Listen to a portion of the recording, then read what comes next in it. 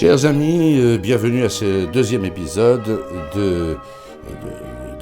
des actes de textes sublimes de saint Paul, tout égrampillés au fur et à mesure de ces épîtres. J'ai choisi aujourd'hui comme texte le premier chapitre de l'épître aux Romains, pour deux raisons.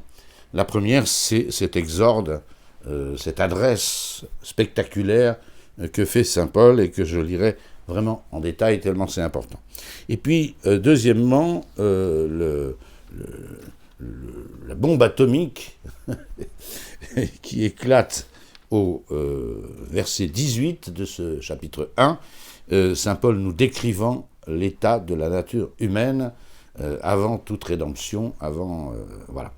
Et c'est spectaculaire, c'est spectaculaire. Et je suis content de pouvoir parler de ces textes que la liturgie n'utilise pas et que la plupart des chrétiens n'ont généralement pas lu. Voilà.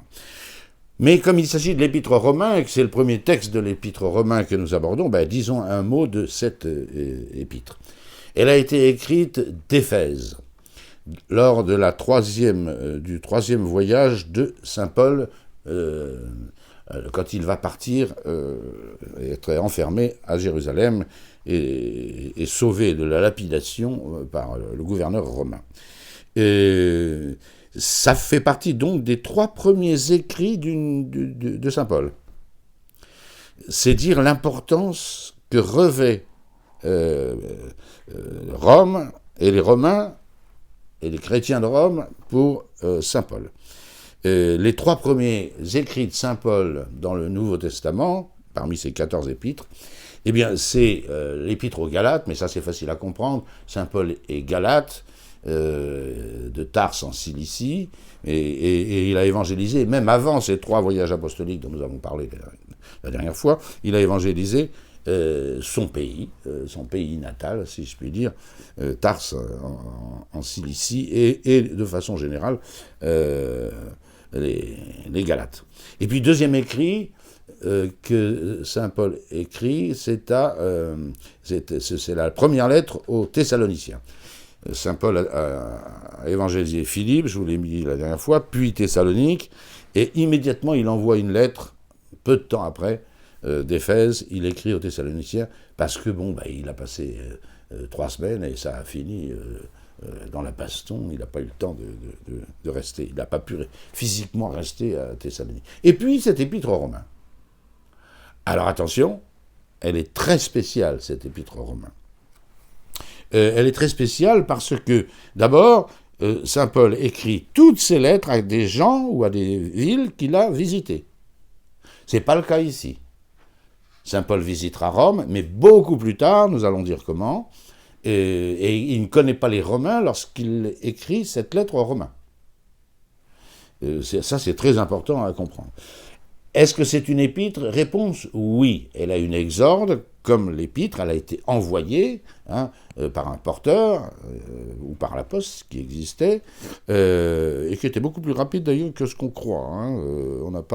Il a fallu attendre la vapeur du 19e siècle pour que les bateaux aillent aussi vite que les bateaux romains.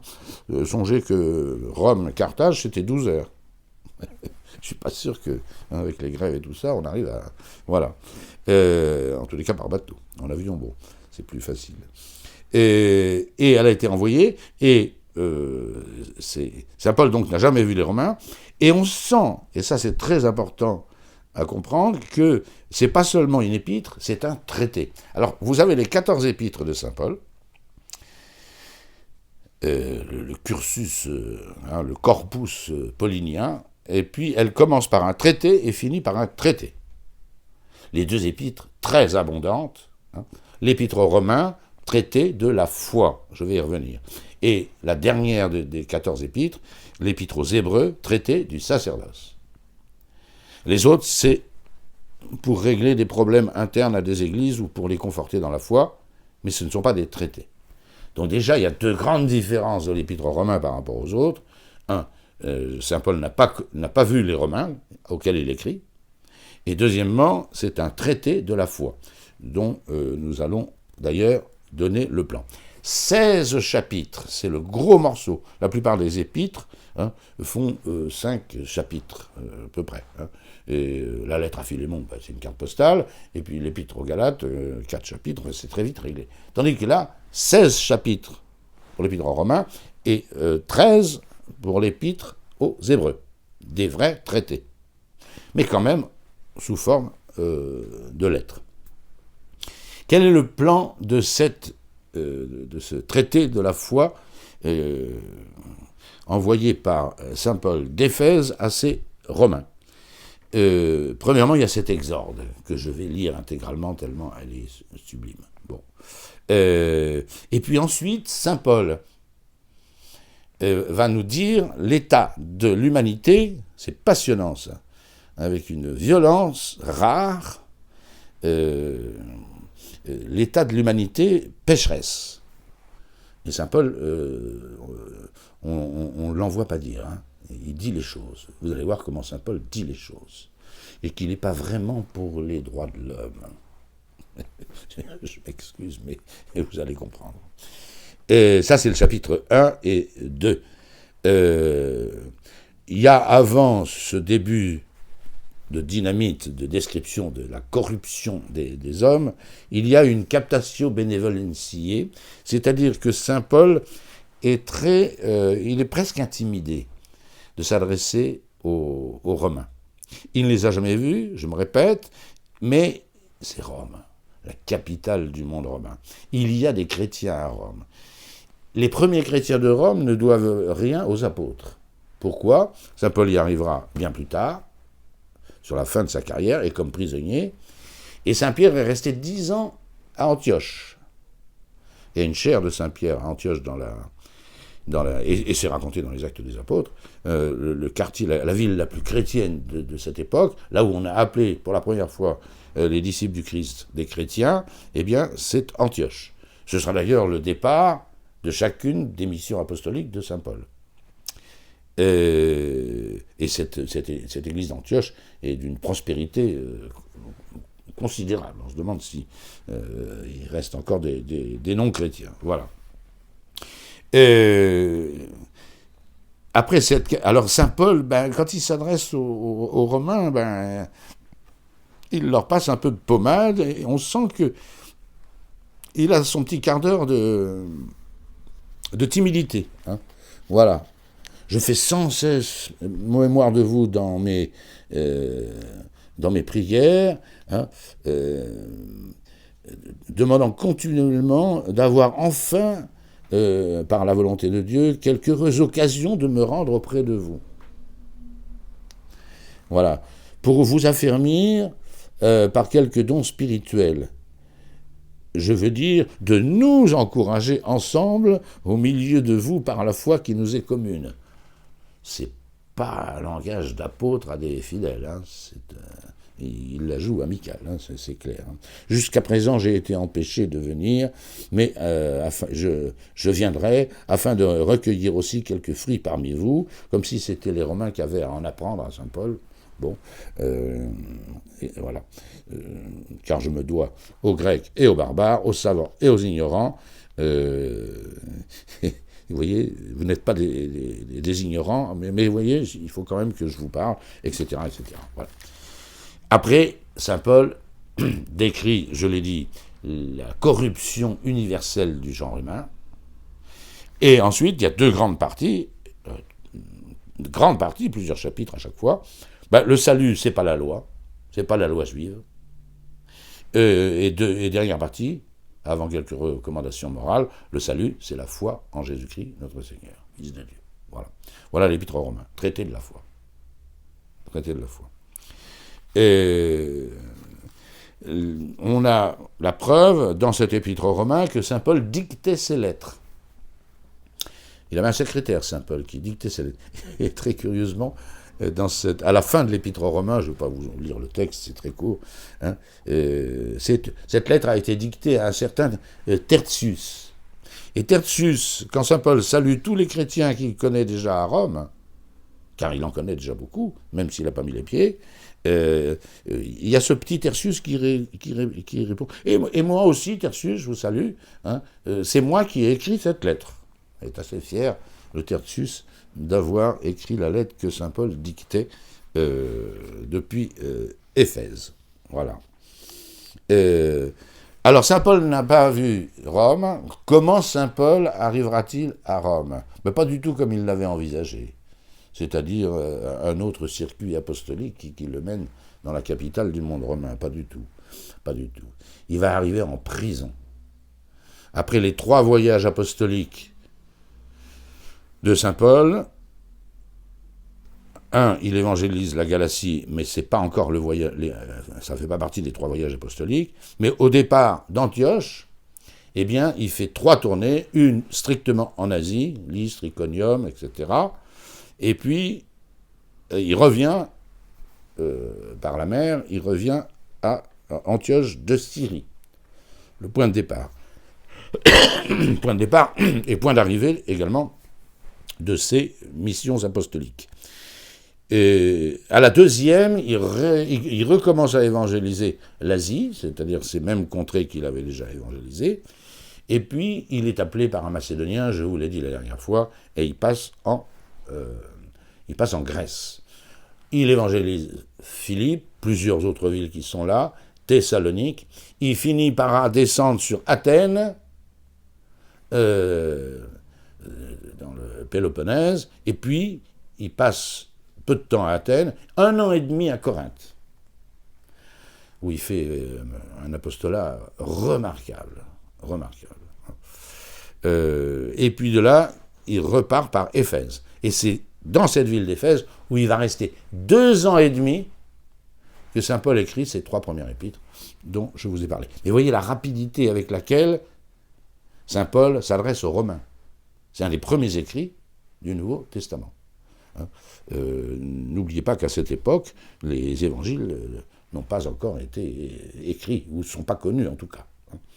Voilà l'épître de saint Paul aux Romains. Quand est-ce que saint Paul et comment saint Paul va-t-il découvrir Rome? Eh bien, quand il arrive à Jérusalem, au terme de sa 3e mission apostolique, où il est repassé en Grèce, il est alpagué par les Juifs qui ne supportent pas cet homme. Manifestation dans les rues, malgré une compromission, si je puis dire, de saint Paul avec saint Jacques, l'évêque de Jérusalem, qui craint énormément l'arrivée de saint Paul, parce que saint Paul ne demande plus qu'on soit circoncis, on ne pratique plus le sabbat, et saint Paul a envoyé promettre tout ça. À la suite du Seigneur Jésus-Christ, d'ailleurs, c'est évidemment lui qui a raison. Hein. S'il n'y avait pas l'apôtre saint Paul au début du christianisme, l'Église catholique serait devenue une petite secte juive, genre Talmud. Vous voyez un petit peu ce que... Voilà. Et voilà, on le voit très bien dans ce chapitre, bien raconté par saint Luc, qui est outré d'ailleurs. Voilà. On lui fait parrainer 4 naziréens qui se rasent la tête, enfin... Et puis saint Paul est accusé d'avoir introduit un païen dans le temple, et il y a une véritable manifestation. Et d'ailleurs, on l'emmène pour le lapider. Et saint Paul aurait eu le même sort que saint Étienne quelques années plus tard. Sauf qu'avec saint Étienne, saint Paul était du côté des lapidateurs. Hein. Ouais. Voilà. Et il est sauvé par l'entremise du procurateur, qui arrive avec ses soldats et qui arrache saint Paul à 2 doigts d'être lapidé par la furie des Juifs de Jérusalem. Voilà. Et ensuite, il est emprisonné, il fait un long discours.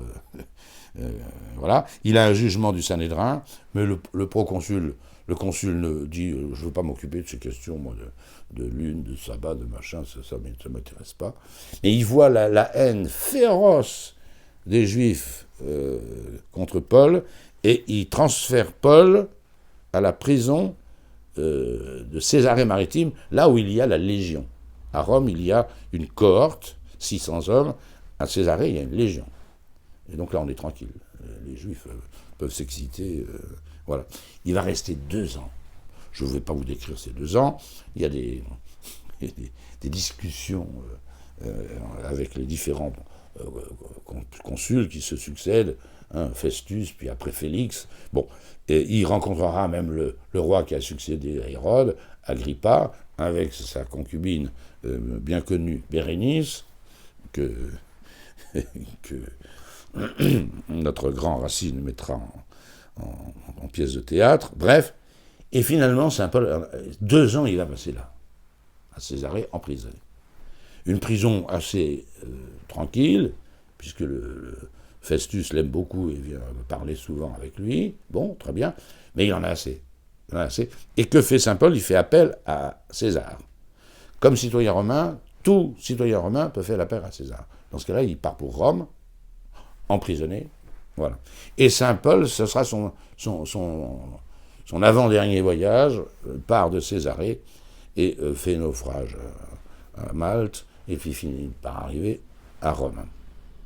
C'est là, c'est prisonnier, que Saint Paul arrive à Rome. Une prison qui est ce que nous appelons une garde à vue. Saint Paul n'est pas jugé puisqu'il a fait appel à César.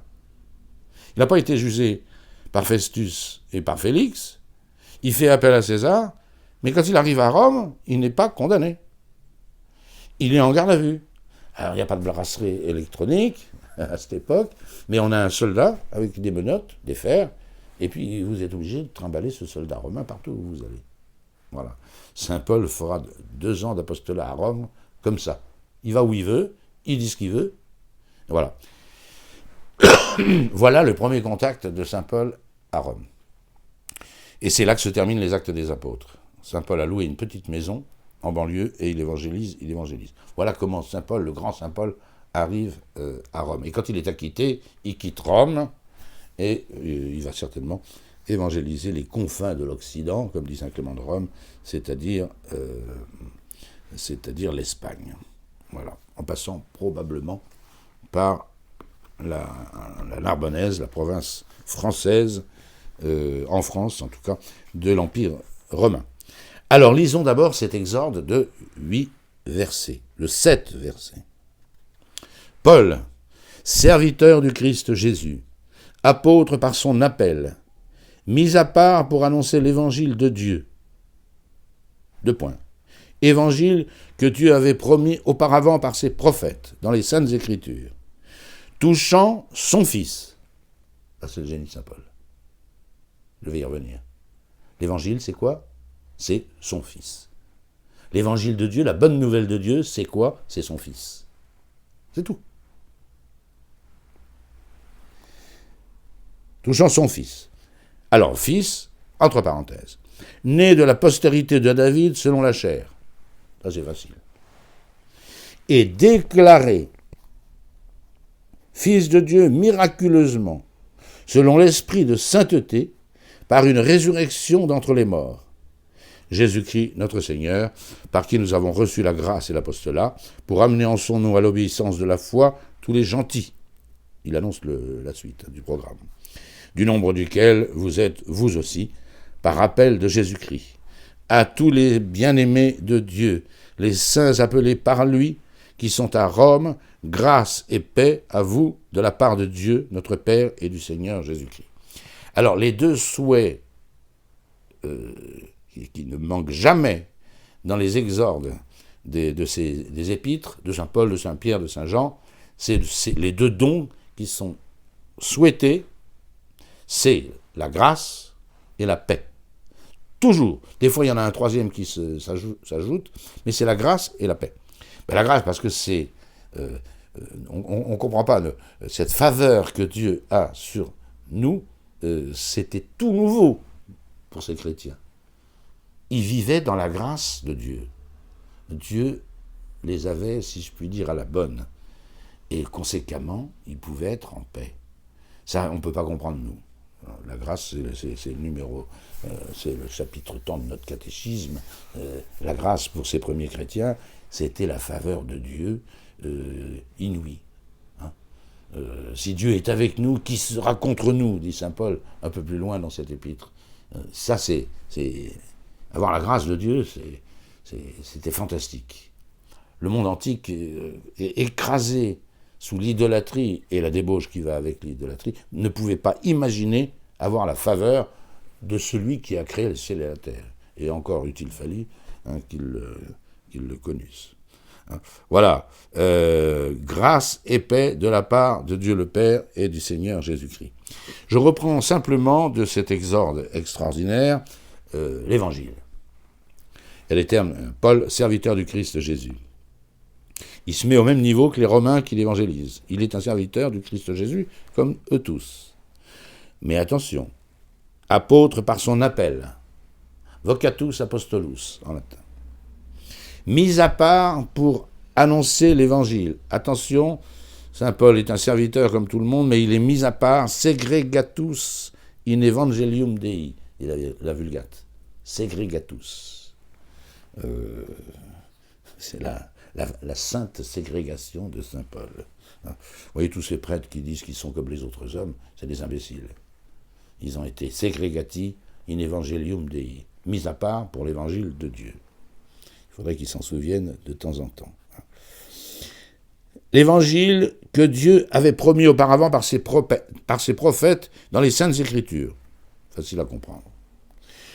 Touchant son Fils. Il n'y a même pas le touchant dans les textes grecs et latins. L'évangile, c'est quoi? C'est quoi l'évangile? C'est son Fils. Quelle est la bonne nouvelle de Dieu? Je l'ai déjà dit, je me répète, c'est capital ça. C'est le génie de saint Paul. La bonne nouvelle de Dieu, c'est son Fils. Quelle nouvelle? Le Fils.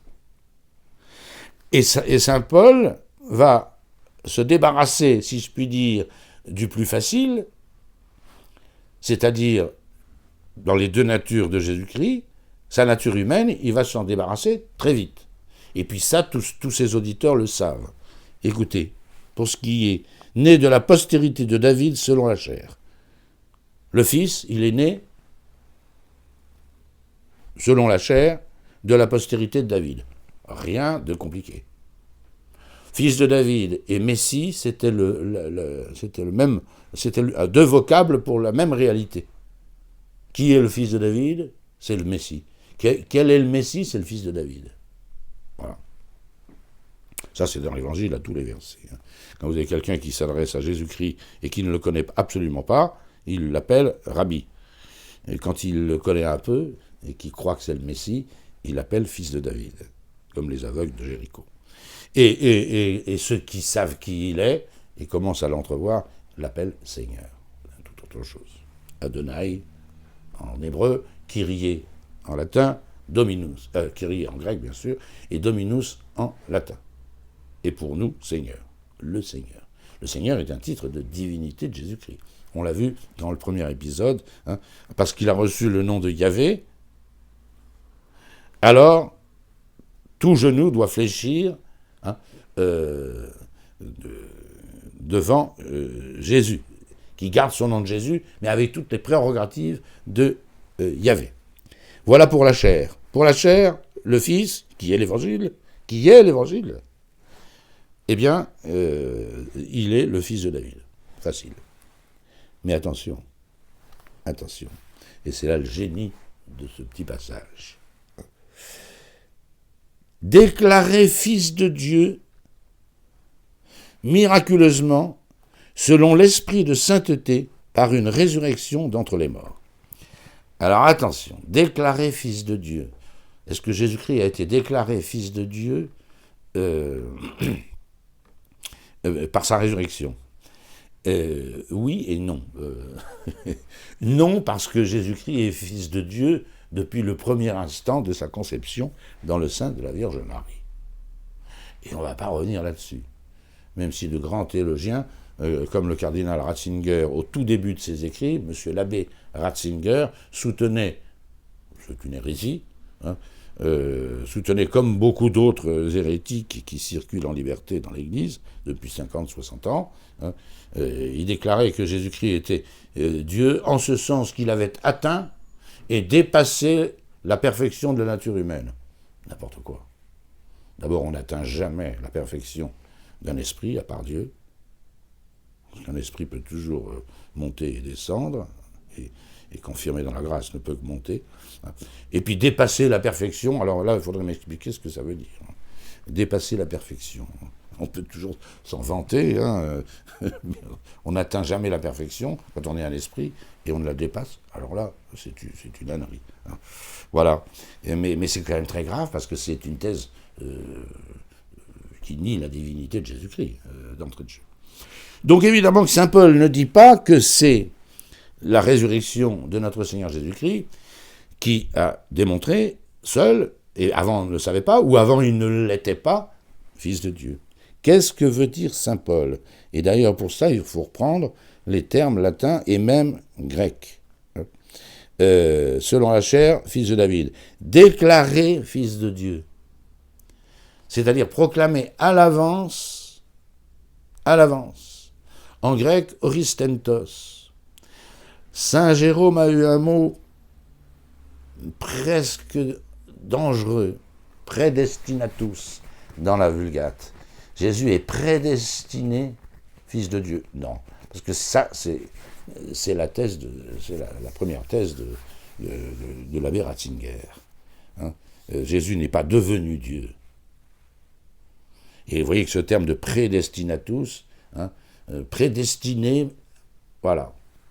Ça veut dire déclaré à l'avance. Déclaré par sa résurrection, je vais y revenir, mais à l'avance. C'est-à-dire qu'on sait par la résurrection qu'il est Dieu depuis toujours. Ce qui n'est pas du tout pareil. Sinon, on n'est à rien. Hérétique. Voilà. La thèse de l'abbé Ratzinger, il l'a rétractée dans ses livres sur l'Évangile, très bien. Il a fait du bon travail, par ailleurs. Mais enfin, il était hérétique quand il était abbé, c'est clair. Voilà.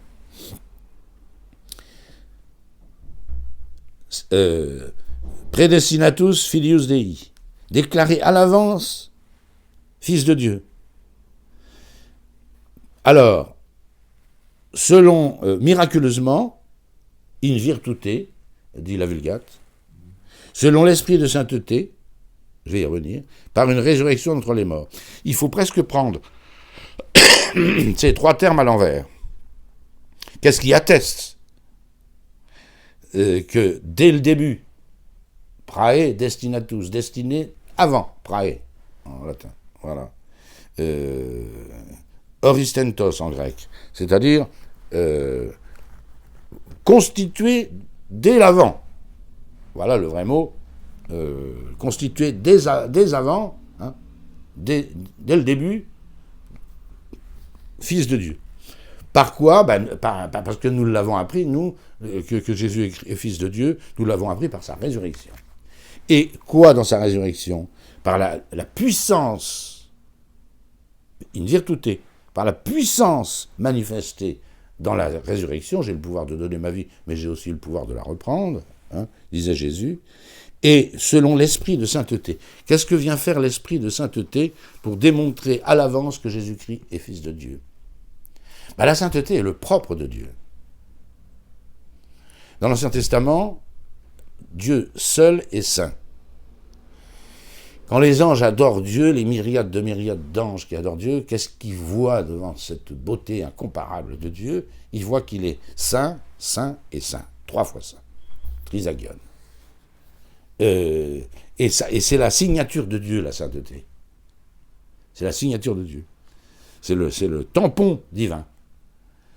Et c'est ça, et regardez, hein, pourquoi sommes-nous adorateurs du Christ? À cause de sa sainteté. Bien sûr, on voit bien que la sainteté du Christ, les vertus du Christ ne sont pas un petit juste milieu comme les nôtres, elles crèvent tout le plafond. Elles dépassent tout. C'est la sainteté manifestée par cette résurrection qui nous fait confesser que Jésus-Christ a été établi dès le départ comme fils de Dieu. Voilà. Texte merveilleux. Retenez ces 3 éléments. In virtute, traduit ici par miraculeusement, c'est par l'énergie, dynamis en grec. Hein, voilà. L'énergie manifestée à travers du prisme de l'esprit de sainteté qui ne convient qu'à Dieu, Et c'est par la résurrection qu'on a mesuré la vertu du Christ et l'esprit de sainteté qui est la signature, je me répète, de Dieu. Alors, j'avance un petit peu, parce que je ne voudrais pas qu'on manque voilà l'exorde. Et ensuite, grâce et paix aux Romains. Ensuite, je vous ai lu quelques petits textes, cette captatio benevolentiae, Saint Paul qui passe un peu de pommade dans le dos de ces Romains, en disant qu'il espère retirer d'eux un fruit spirituel, etc., alors qu'il va user d'une autorité, mais inégalée dans ses autres épîtres. Voilà. Pour démontrer que, 1, l'homme c'est un tas de corruption, 2, il n'est pas sauvé par la loi, 3, il est sauvé par la foi en Jésus-Christ. Voilà le plan de son traité sur la foi qu'est l'épître aux Romains. Et saint Paul va commencer par nous décrire le genre humain, voilà. De son époque, pas tout à fait, je vais y revenir.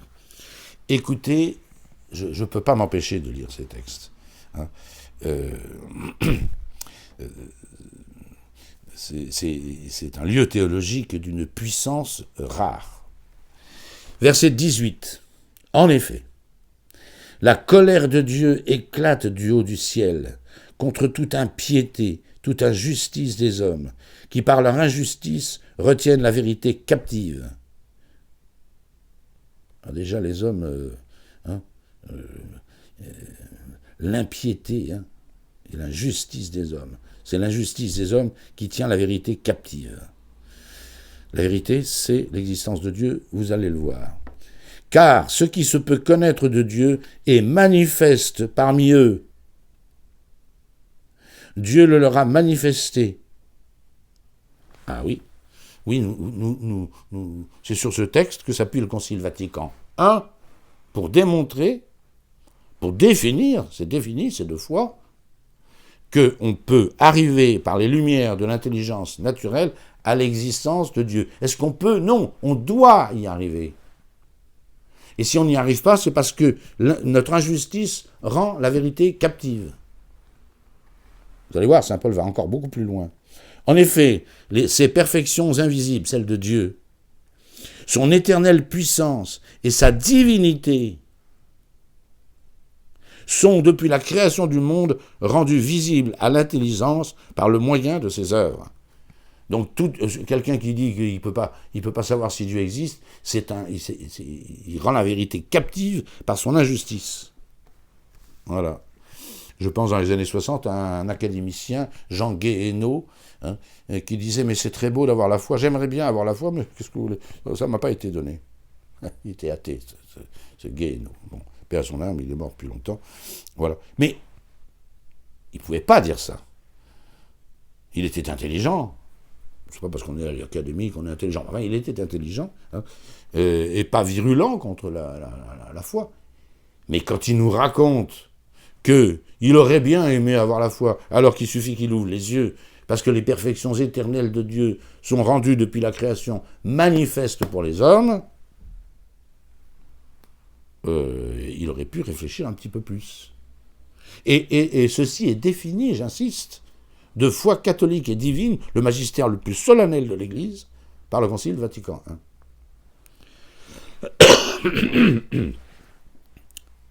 Et écoutez ce que dit saint Paul, après avoir dit que les perfections divines étaient manifestes. Les hommes sont donc inexcusables. Clair. On est sur terre pour connaître, aimer et servir Dieu, et puis on ne veut pas faire le petit effort de notre intelligence. Enfin, quand vous voyez les étoiles, les soleils, les galaxies, l'océan, les forêts, et tout ça, et l'homme, et la biologie, et j'en passe, et des meilleurs.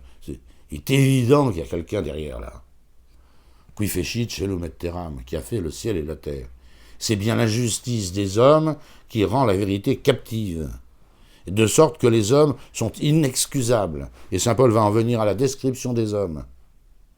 Et vous allez voir, On ne s'est pas piqué des hannetons, hein, comme on dit. Hein. Voilà. Ils sont donc inexcusables, puisqu'ayant pu connaître Dieu, ils ne l'ont pas glorifié comme Dieu et ne lui ont pas rendu grâce. Mais ils sont devenus vains dans leurs pensées, et leur cœur, sans intelligence, s'est enveloppé de ténèbres.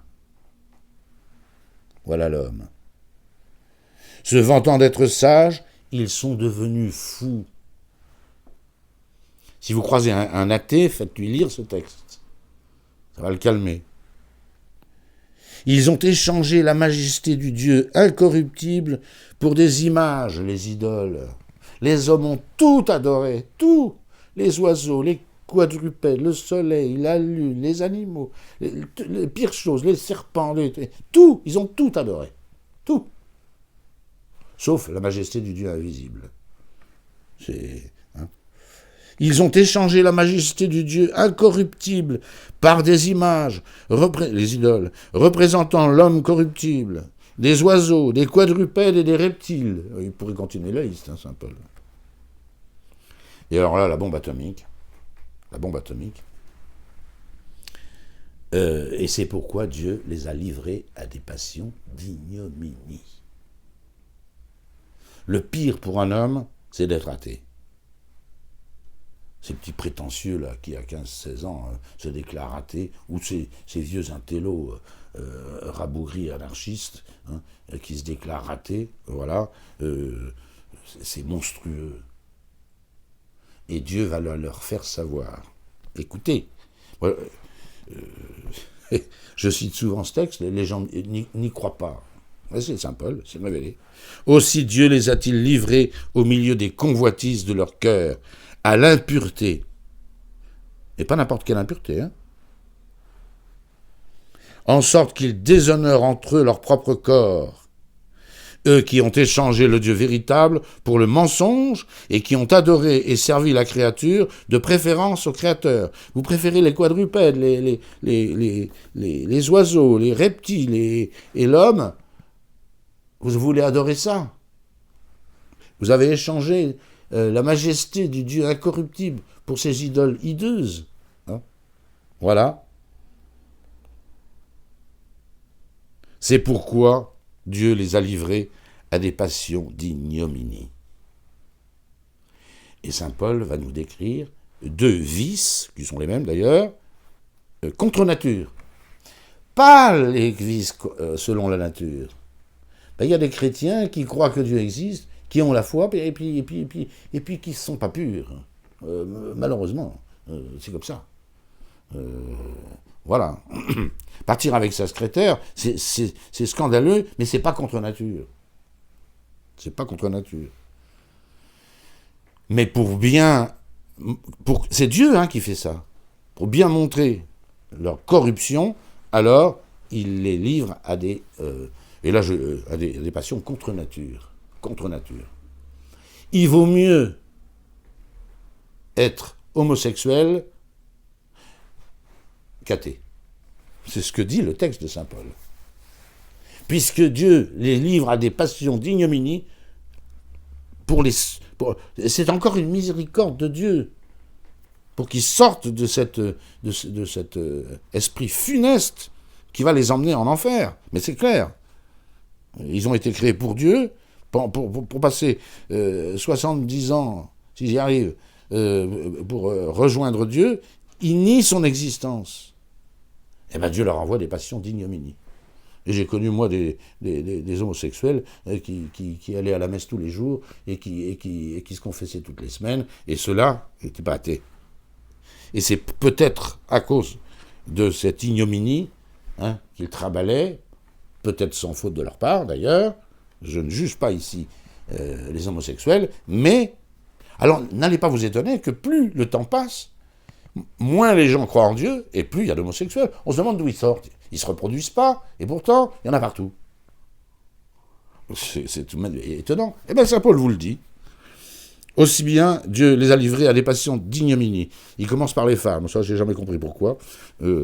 Si quelqu'un peut m'expliquer. Leurs femmes ont changé l'usage naturel en celui qui est contre nature. C'est tout ce que dit saint Paul.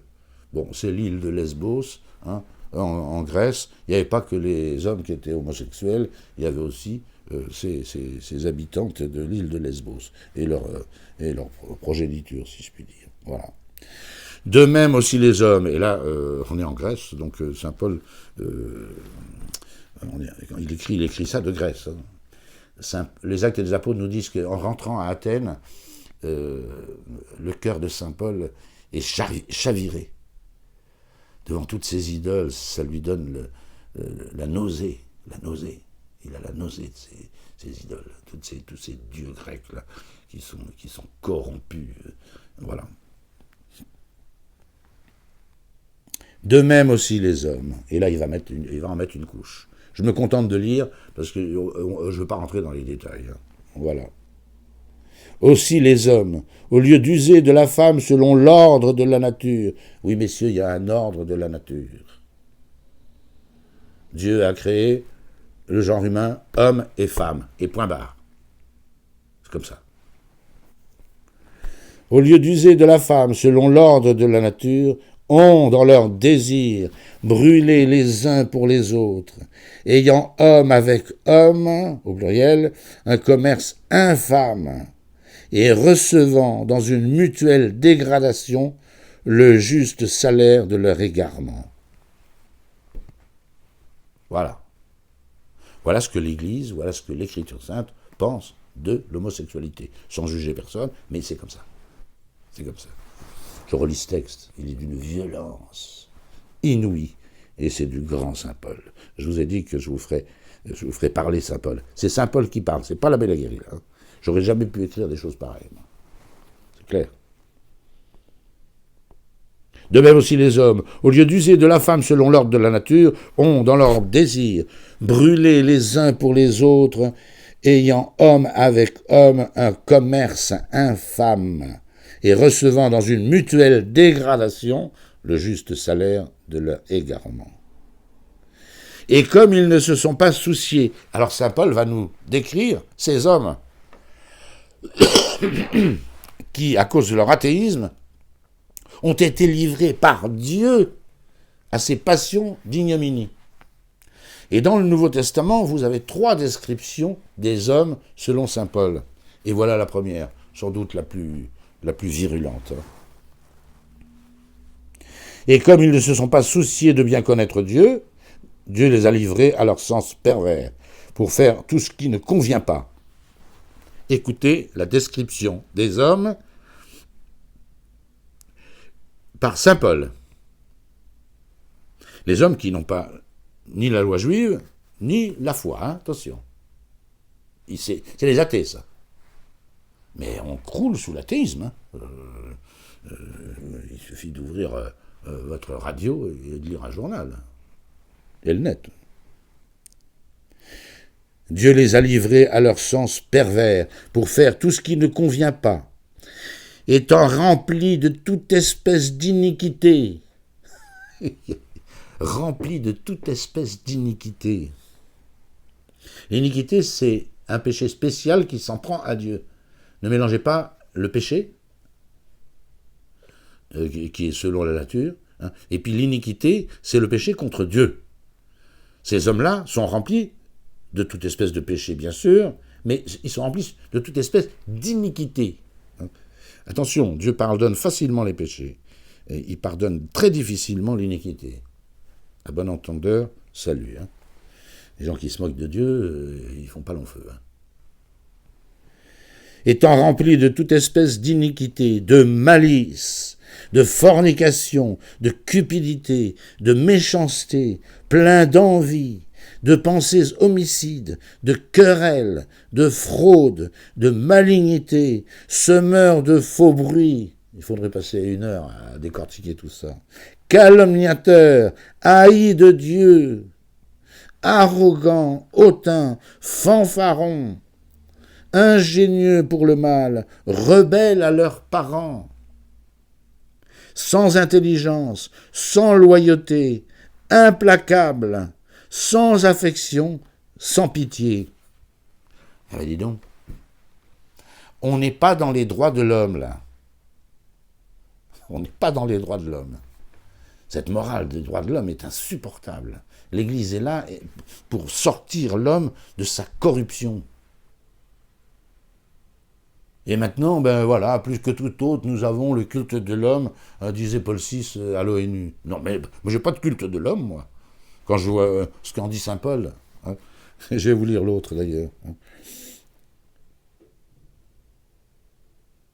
Et bien qu'ils connaissent le jugement de Dieu, déclarant dignes de mort ceux qui commettent de telles choses, non seulement ils les font, mais encore ils approuvent ceux qui les font. C'est exactement notre civilisation. Hein.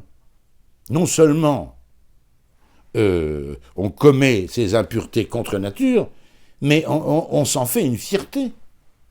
Et on fait des gay pride, et on fait des trucs comme ça. Ouais.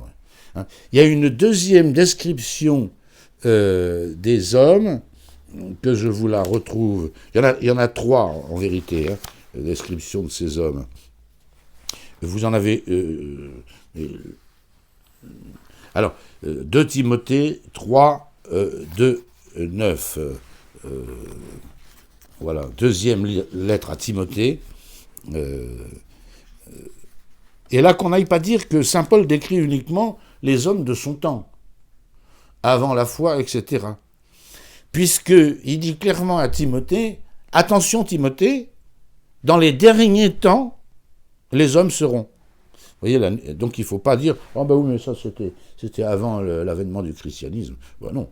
Et puis on voit bien que les gens perdent la foi par millions, et on retrouve les mœurs grecques et le châtiment de Dieu. Hein.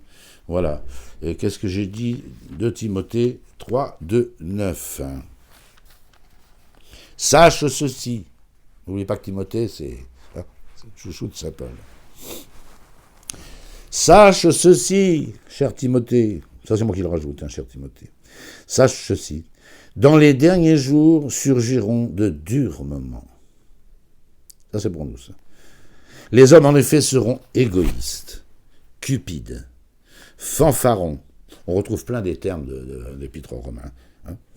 Les hommes seront, en effet, égoïstes, cupides, fanfarons, orgueilleux, blasphémateurs, rebelles à leurs parents, ingrats, impies, sans cœur, sans loyauté, calomniateurs, sans frein, sauvages, ennemis du bien, traîtres, emportés, enflés d'orgueil, amis de la volupté plus qu'amis de Dieu, avec les dehors de la piété, tout en ayant rejeté son pouvoir. Éloigne-toi de ces gens-là. Ils sont de ces gens-là qui s'insinuent dans les maisons et captivent des femmelettes chargées de péchés, menées par toutes sortes de passions, toujours en quête d'apprendre, sans pouvoir jamais parvenir à la connaissance de la vérité.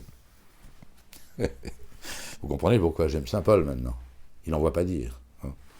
Voilà ce début de l'Épître aux Romains. Je crois que j'ai à peu près tout dit. Je ne veux pas être trop long. Et après, le plan est évident. 1. L'exorde. 2. Une petite captatio benevolentiae. Je suis venu chercher un peu de secours spirituel avec vous, chers Romains, parce que saint Paul est un peu intimidé. Mais quand saint Paul démarre, il n'est plus intimidé du tout. Là, vous avez vu. Hein. Ça va déchirer grave, hein, comme disent les jeunes. Hein. Voilà. Et puis ensuite, il nous décrit les hommes. Mais c'est ça qu'il faut commencer par dire aux hommes. N'allez pas dire à vos contemporains, à nos contemporains, et que c'est des gens très, très bien, très beaux, etc., qui n'ont rien à se reprocher, et puis qu'ils peuvent vivre sans penser à Dieu, dans l'athéisme, et puis de temps en temps, faire un bout de chemin avec les homosexuels et les lesbiennes, et puis que finalement... Non, il faut commencer par dire à l'homme dans quel état il se trouve. Et ensuite, il va y avoir une première partie. Est-ce que c'est la loi qui va nous tirer de là ? Pour un juif, c'était pas évident. Les disciples de Jacques de Jérusalem étaient persuadés que la pratique de la loi allait les sauver. Catastrophe si l'Église avait pensé ça. On est sauvé par le sang de Jésus-Christ. Par la confession qu'il y a un Dieu unique qui a créé le ciel et la terre et qu'il nous a envoyé son Fils. C'est la bonne nouvelle de l'Exorde. Segregatus, dit saint Paul. J'ai été mis à part pour prêcher l'évangile de Dieu, la bonne nouvelle de Dieu. Deux points, le Fils. Voilà. Et c'est la deuxième partie, la troisième partie de l'Épître aux Romains, c'est le salut par la foi. Et tous les bienfaits que la foi nous procure, et pour éviter ce monde plein de méchanceté, de vices et d'iniquité. Je vous remercie.